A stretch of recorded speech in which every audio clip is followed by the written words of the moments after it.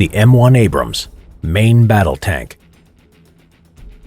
The M1 Abrams Main Battle Tank goes back to the 1970s as a replacement for the M60 Patton tank.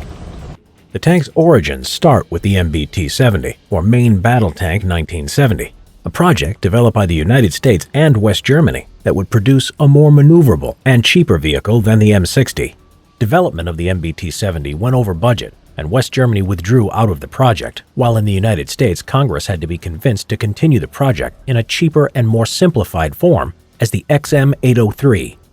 This was still too pricey, and Congress pulled the plug on the project entirely. However, as the M60 became more obsolete for the needs of the modern battlefield, Congress ignited the XM1 tank program. In June 1973, the Chrysler Corporation and the General Motors Corporation were awarded a contract to each design a prototype for the XM1. Chrysler's design was chosen in 1976 for development of the M1, later named the M1 Abrams in honor of General Creighton Abrams. The tank would enter service in 1980 and would be manufactured by General Dynamics Land Systems from 1982 after Chrysler were forced to sell their military division. The crew of the M1 Abrams consisted of a commander, a gunner, loader, and driver.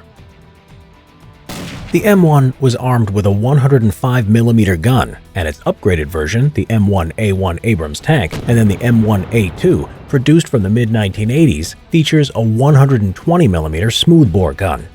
It can fire a variety of rounds depending on the situation, including sabot and high-explosive anti-tank rounds. The turret contains state-of-the-art equipment, a laser rangefinder, a ballistic computer, a gunner thermal imaging day and night sight, a muzzle reference sensor to measure the gun tube distortion, and a wind sensor. The gunner's seat locks him onto the target, stabilizing his aim, regardless of how much the tank is being thrown around by the terrain. The Abrams can engage and destroy enemy tanks a mile away. Secondary armament includes two M240 machine guns, one coaxial within the turret, and one in the front of the loader's hatch. A 50 cal is also mounted in front of the commander's hatch. The tank protects the crew with special Chabram armor, a British invention which uses conventional steel armor and spaced ceramic armor tiles, effective against modern anti-tank weapons. The M1A1 introduced new armor featuring dense depleted uranium sandwiched in between two steel sheets. Most of the armor details remain classified, so that tank crew security and survivability is not compromised. Inside, the ammunition is kept in armored storage compartments so that it cannot harm the crew if it is set off. An air filter system also protects the crew from chemical or biological attacks. The tank has a low profile and weighs 60 to 68 short tons depending on the model.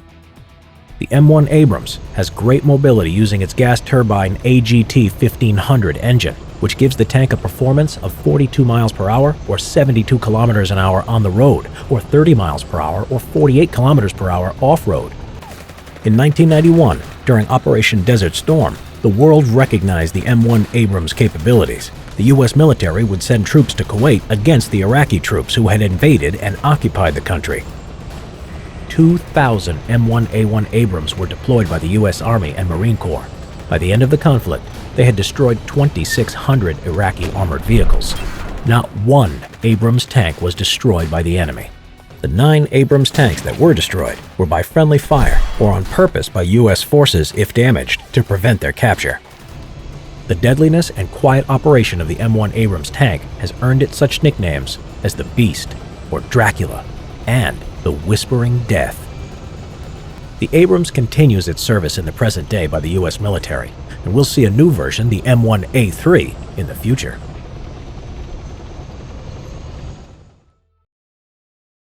Subscribe and click the notification bell for more history videos.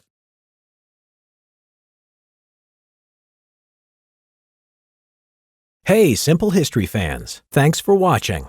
If you're looking for a way to support the channel and help us create more epic content, consider checking out our Patreon page. You can see upcoming episodes before anyone else and continue to feed your hunger for history. Thank you for being part of this amazing community.